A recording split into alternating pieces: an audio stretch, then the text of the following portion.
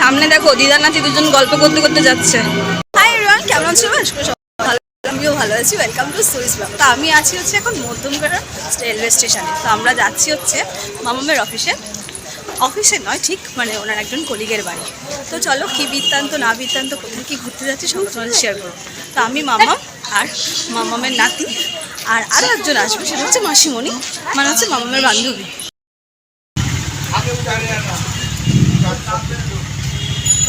ব্যাগটা কাঁধে না বাবা। হ্যাঁ, কেন প্যাসেঞ্জার উঠবে তো? সময় হ্যাঁ, ব্যাগটা ছাড়তে নেই, কাঁধে না। তোমার কোলে রাখো, কোলে নিয়ে বলো। আমরা আমাদের গন্তব্যস্থলে যাওয়ার জন্য এখান থেকে ধরে নিচ্ছি এখন টোটোতে করে যাবো। গরম লাগছে না?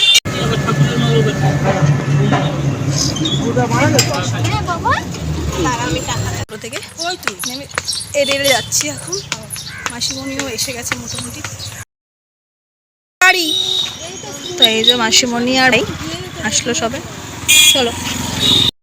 তো আমরা এসেছি হচ্ছে মামামের অফিসের একজন সিনিয়র কলিগ, যার নাম হচ্ছে গোপা। তো এটা হচ্ছে গোপা দিদা। তো গোপা দিদার হচ্ছে দিদিভাই মারা গেছে, তো এই কিছুদিন হচ্ছে, তো ওনারই কাজ ছিল, সেই উপলক্ষে আমরা ওনাদের বাড়িতে গিয়েছিলাম। শুধু আমরাই নয়, মানে ওনার যত অফিসের কলিগ, কয়েকটা আত্মীয় স্বজন সবাই গিয়েছিল। তো যাই হোক, আমি এইটুখানি ব্লগটা শ্যুট করেছি। যাই হোক, বেশি কিছু এই জিনিসটা দেখানো উচিত নয়। তো যেহেতু আমি গিয়েছিলাম বলে ভাত খাই আর জল খাই।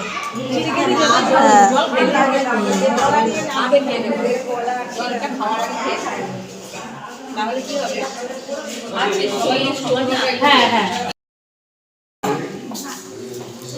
বলি, হ্যাঁ ভালো কথা। হ্যাঁ, রে সামনে যেন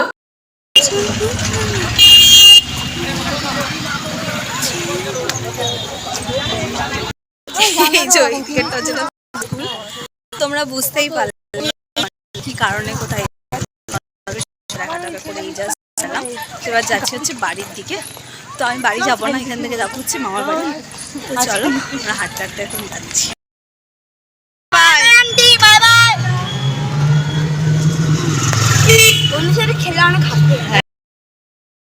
আরো আগে যাবো, ফাঁকা বগি এখানে পাওয়া মুশকিল।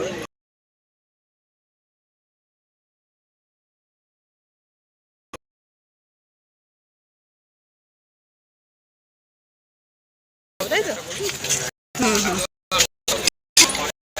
বাবিন বলছে এখন কলকাতার বাইরে আমরা আছি, কলকাতায় গিয়ে সে আইসক্রিম খাবো।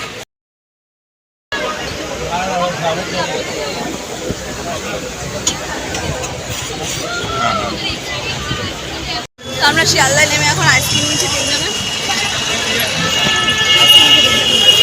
তো আমরা এই জাস্ট মামা বাড়িতে এলাম। তো চলো ফ্রেশ হই। আর আজকেকার ব্লগটা আমি এখানেই শেষ করছি। কালকে থেকে ব্লগ নিয়ে মামা বাড়িতে দেখা হবে।